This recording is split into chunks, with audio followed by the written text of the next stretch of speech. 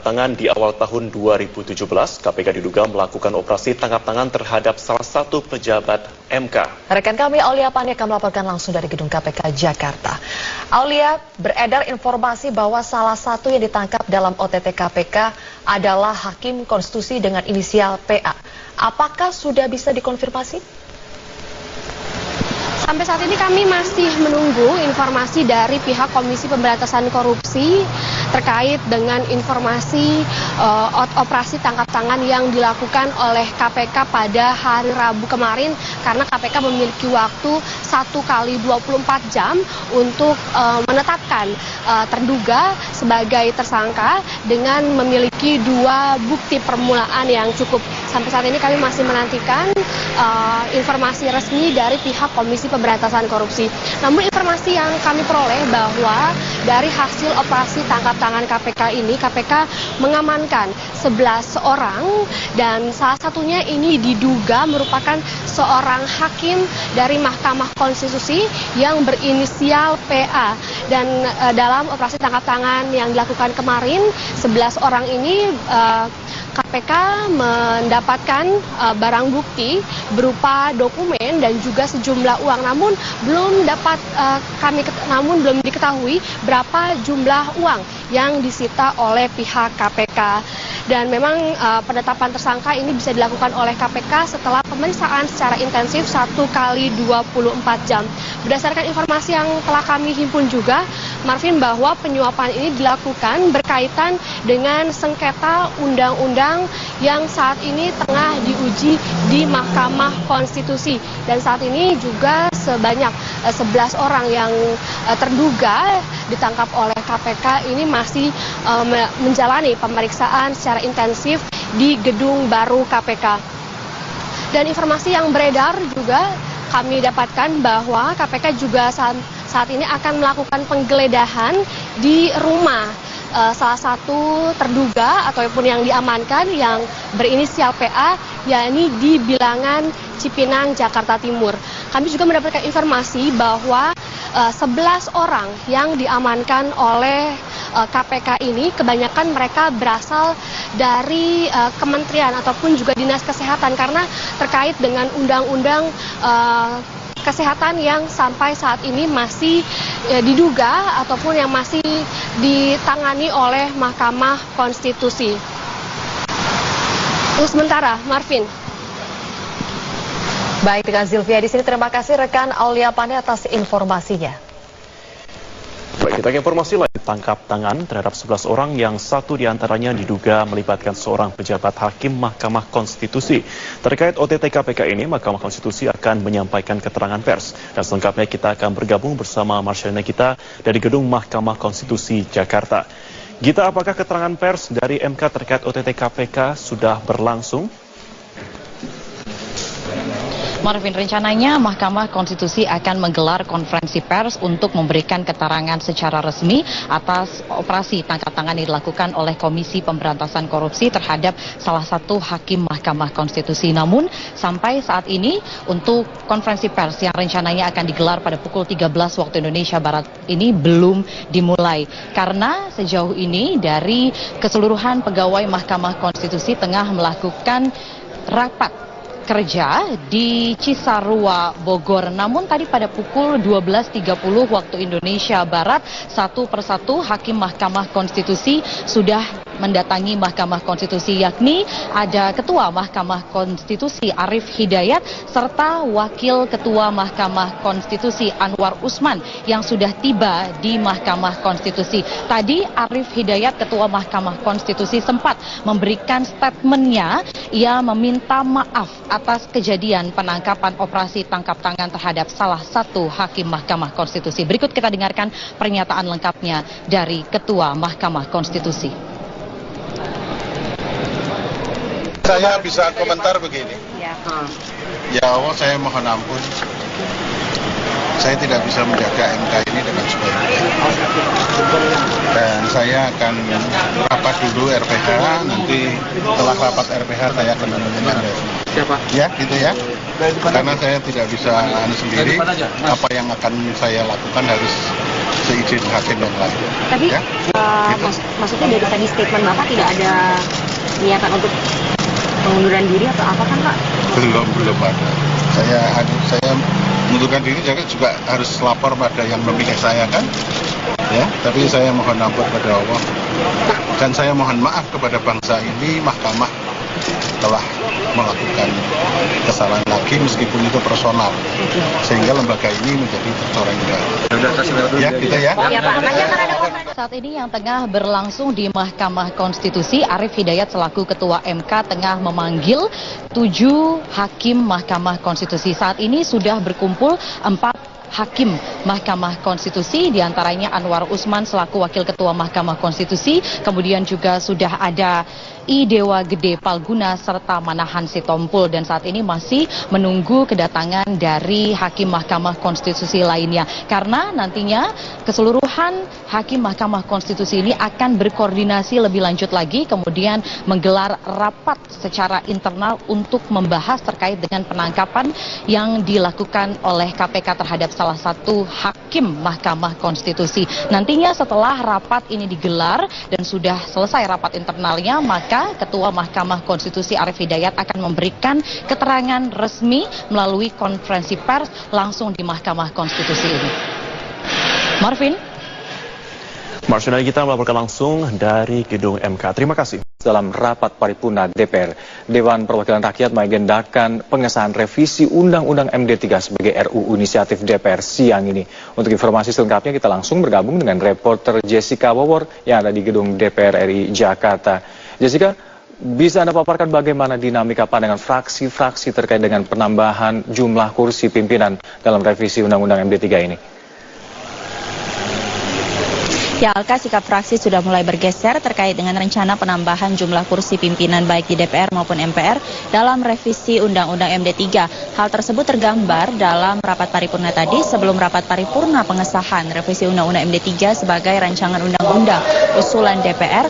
Sejumlah fraksi menyatakan pandangan terkait dengan pemberian kursi pimpinan DPR dan MPR untuk PDI Perjuangan. Seperti misalnya fraksi Partai Kebangkitan Bangsa, fraksi PKB berpandangan bahwa jumlah kursi pimpinan untuk komposisi genap dinilai tidak lazim sehingga nanti akan menyulitkan dalam proses pengambilan keputusan. Hal serupa juga disampaikan oleh fraksi Partai Gerindra. Gerindra berpendapat bahwa penambahan kursi didukung oleh Gerindra, hanya saja untuk rencana penambahan kursi tersebut diusulkan oleh Gerindra tidak hanya diberikan kepada PDI Perjuangan saja, namun revisi memberikan jatah kursi 2 pimpinan masing-masing di DPR dan juga di MPR. Menurut Gerindra, untuk kursi pimpinan DPR diberikan kepada PDI Perjuangan dan Partai Kebangkitan Bangsa.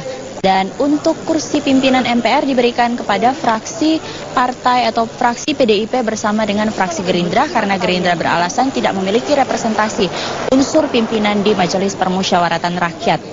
Berikut menanggapi terkait dengan rencana dan juga pergeseran sikap dari fraksi-fraksi tersebut, PDI Perjuangan menyatakan menanggapi santai adanya pergeseran sikap fraksi dan mengingatkan kepada fraksi-fraksi yang ada di DPR bahwa rencana revisi terbatas Undang-Undang MD3 ini merupakan kesepakatan atau konsensus politik yang sudah terjalin antara pimpinan DPR dan para pimpinan fraksi, sehingga PDI Perjuangan mengingatkan terkait dengan poin-poin pembahasan dan juga poin-poin yang sudah disepakati, mengingat PDI Perjuangan sebelumnya sudah disepakati akan masuk ke dalam pimpinan DPR dan juga MPR. Berikut adalah kutipan pernyataan dari juru bicara fraksi PDI Perjuangan Arya Bima. Ini harus dipahami, kalau ini tidak dipahami hanya sekedar proporsionalitas jumlah untuk saling menambahkan, itu tidak akan selesai.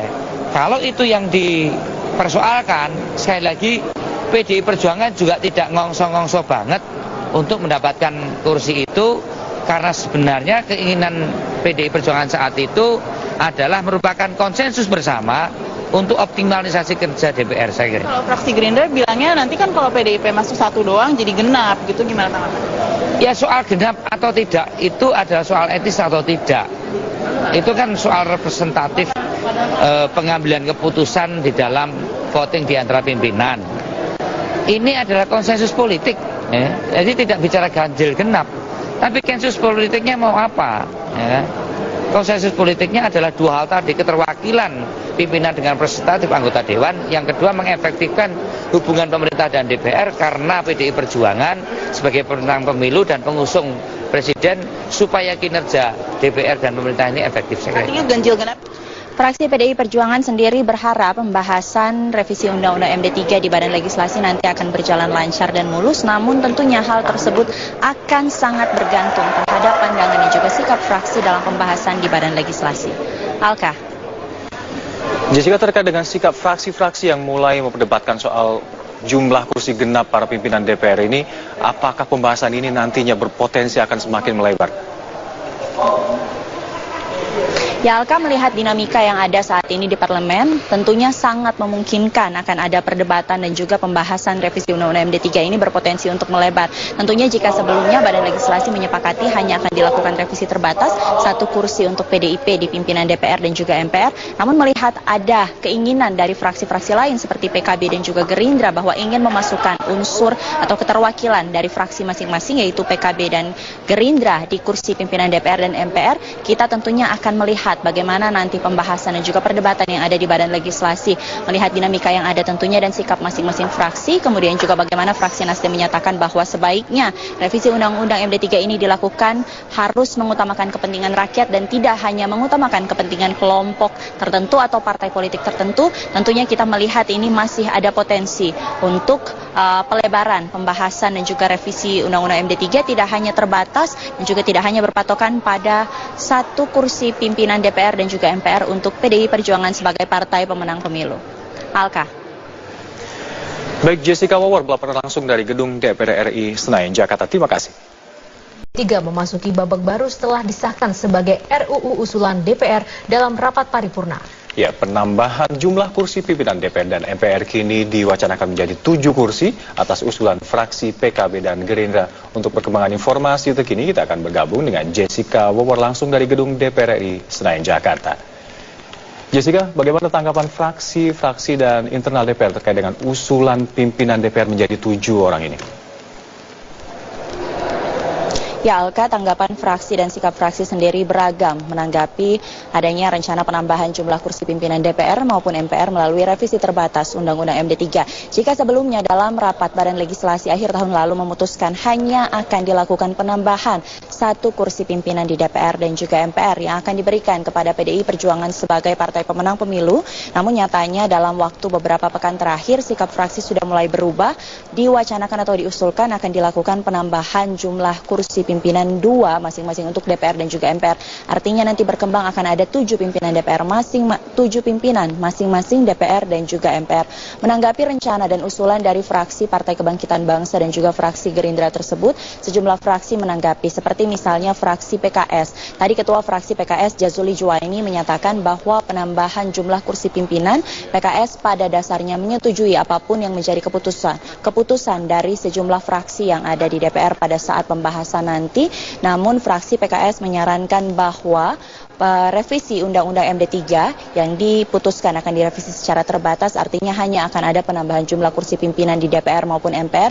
Ini benar-benar dapat bisa mengefektifkan apa yang menjadi kinerja dari DPR sendiri. Kita melihat saat ini komposisi pimpinan DPR ada 5 pimpinan DPR dan juga 5 pimpinan MPR, namun masih banyak kritikan yang terus datang ke internal DPR baik dari kinerja yang dilakukan melalui fungsi legislasi, pengawasan maupun anggaran.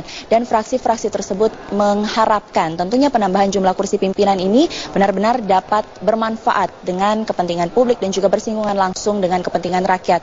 Hal serupa juga disampaikan oleh fraksi P3. Tadi Sekjen P3 Arsul Sani menyatakan bahwa penambahan jumlah kursi pimpinan ini diharapkan nanti tidak hanya mengakomodasi PDI Perjuangan saja sebagai partai pemenang pemilu, namun bisa dilakukan untuk bagi-bagi dengan partai lain. Artinya apa yang menjadi usulan dan juga akomodasi dari partai lain seperti PKB dan Gerindra mampu ditampung dalam rapat Badan Legislasi nanti. Berikut kami hadirkan kutipan pernyataan dari Ketua Fraksi PKS menanggapi penambahan jumlah kursi pimpinan dari semula 6 menjadi 7 kursi pimpinan masing-masing DPR dan juga MPR. Adalah bahwa revisi itu sudah disepakati di paripurna bahwa itu akan direvisi. Nah, memang di Bamus itu penambahan itu dibalik ya, penambahan itu adalah 1 orang. Kemudian banyak muncul diantaranya di teman-teman dari fraksi PKB yang kemarin juga di paripurna menyampaikan instruksinya ada penambahan supaya ganjil. Menurut saya sih tidak ada masalah ya ganjil, karena mungkin ganjil akan lebih bagus dalam mengambil keputusan. Tetapi andaikan ditambah satu juga buat fraksi PKS tidak ada masalah. Ya, perdebatan mengenai penambahan jumlah kursi pimpinan dalam revisi terbatas Undang-Undang MD3 ini tentunya akan sangat bergantung melalui lobby-lobby fraksi dan juga komunikasi antar fraksi yang nanti akan dibangun dalam rapat dengar pendapat bersama dengan pemerintah maupun rapat pengambilan keputusan di alat kelengkapan Dewan yang ditugaskan akan membahas revisi Undang-Undang MD3. Alka. Ya, Jessica, terkait dengan mekanisme selanjutnya yang memang harus dijalani, apakah pembahasan revisi ini nantinya berpotensi untuk melebar? Melihat dinamika yang ada kemungkinan dan bahkan sangat terbuka ruang pembahasan revisi Undang-Undang MD3 ini akan melebar. Namun setelah ada pengesahan revisi Undang-Undang MD3 sebagai rancangan Undang-Undang Inisiatif DPR, saat ini DPR masih menunggu surpres, sehingga jika surpres dari pemerintah sudah turun dan sampai ke DPR, nantinya pimpinan DPR akan menugaskan alat kelengkapan Dewan untuk membahas substansi dan konten maupun pasal-pasal mana saja yang nanti akan direvisi dalam revisi Undang-Undang MD3. Namun melihat bagaimana dinamika dan juga keinginan-keinginan sejumlah fraksi, seperti tadi sudah ada keinginan fraksi PKB dan juga fraksi Partai Gerindra, ini kemungkinan revisi Undang-Undang MD3 pembahasannya bisa saja melebar. Apakah nanti akan ditambahkan jumlah kursi 2 untuk DPR atau hanya akan ditambahkan seperti kesepakatan awal 1 kursi untuk mengakomodasi PDI Perjuangan sebagai partai pemenang pemilu? Kita masih akan menantikan bagaimana pembahasan revisi Undang-Undang MD3 di Badan Legislasi. Alka. Baik, Jessica Howard, terima kasih melaporkan langsung dari gedung DPR RI Senayan, Jakarta.